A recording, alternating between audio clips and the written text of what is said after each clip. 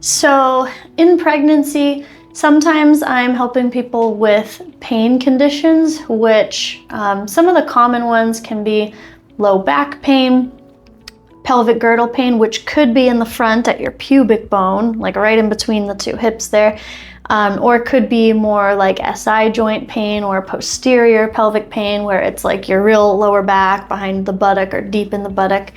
And so a common reason why that happens is basically the muscles of your deep core that work with your pelvic floor, your very innermost layer of lower abdominal muscles. Those muscles are gonna stretch and they're gonna take a lot of change in length and in the amount of pressure that they have to manage, all within that period of pregnancy. So over a relatively quick period, those muscles are really expanding and changing. So they can become inhibited. And what that means is that the bones and the joints of your pelvis and your back, they're gonna get a little less automatic compression than they probably did prior to pregnancy. So with that can come tightness in the groin, tightness behind the hip, tightness in the muscle of the back. Something is going to compensate to try to get you to have a feeling of stability so that you can safely move. And when those muscles that are providing you that deep compression are not your deep abdominals and your pelvic floor quite as much, that can cause pain due to those compensations of more external muscles trying to do the job. Also, our breathing mechanics and things like that can change during pregnancy quite a bit. So with movement and with taking load and with some new patterns that our body might just have kind of picked up along the way with all the changes, there can be pressure issues that are brewing or starting to happen. So what I mean by pressure issues is basically, again, if your deep abdominals or pelvic floor are not quite able to provide that automatic support that was maybe a lot easier before pregnancy, we can end up with the things like diastasis rectus, where your six-pack muscles kind of separate in the middle, and you might be seeing even like a little bulge puff out maybe when you get up from laying down, or maybe when you bend over or lift or pick something up, you might see that. So that's telling us that those muscles are not bound down and reacting to that change in load quite the way that they should be.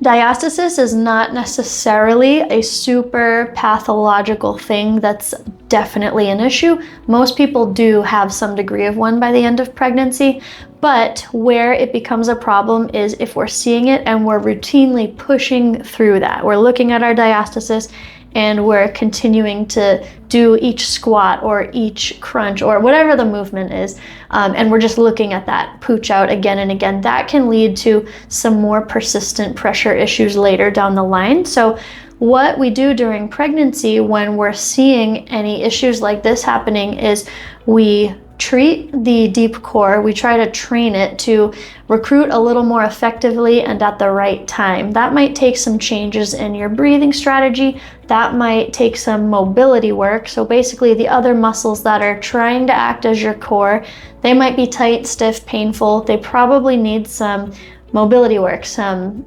stretching, some expansion exercises in order to give those deeper core muscles that are changing so much a little bit more of an advantage for you.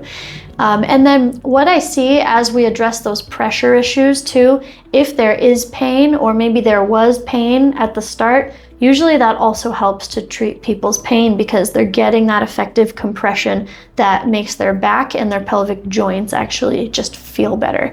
So when we talk about diastasis, we're talking about kind of a pressure out this direction through the abdomen. When there's repeated pressure that's not managed so well, that's going downward, some diagnoses that might look like could be stress urinary incontinence, which is where you cough, laugh, or sneeze, and then you leak urine, or maybe you bend over, or maybe you're leaking as you're walking downhill or something like that. That's all stress urinary incontinence, and it's from that pressure continuously going down without your pelvic floor quite being able to meet the pressure, given all the changes that are happening around your pelvic floor at that time. So stress urinary incontinence is one, and then pelvic organ prolapse, that's a really important one. So pelvic organ prolapse basically means one or more of the organs that border your vaginal canal in some way. So either the bladder from the front, the cervix and uterus from the top, or the rectum from the back. One or more of those organs are kind of pressing toward the vaginal canal a little bit.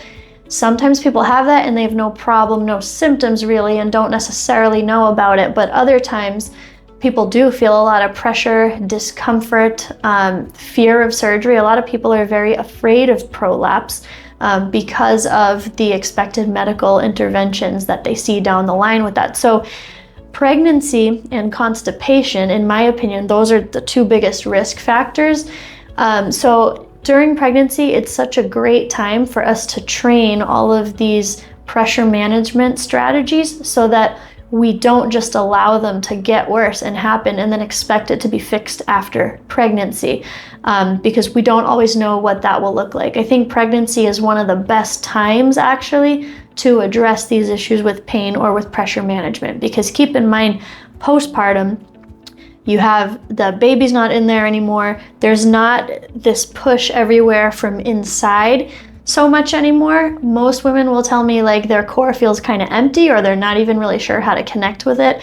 And I do find that women that maybe stopped moving or just weren't really sure how to safely move during pregnancy, or didn't address issues that they knew were existing during pregnancy, it's a lot harder sometimes at that stage to start reconnecting with those muscles, because now they've been through a pregnancy plus a birth. So any time is a great time, but I think pregnancy is a really specifically awesome time to address changes that you feel going on with your body.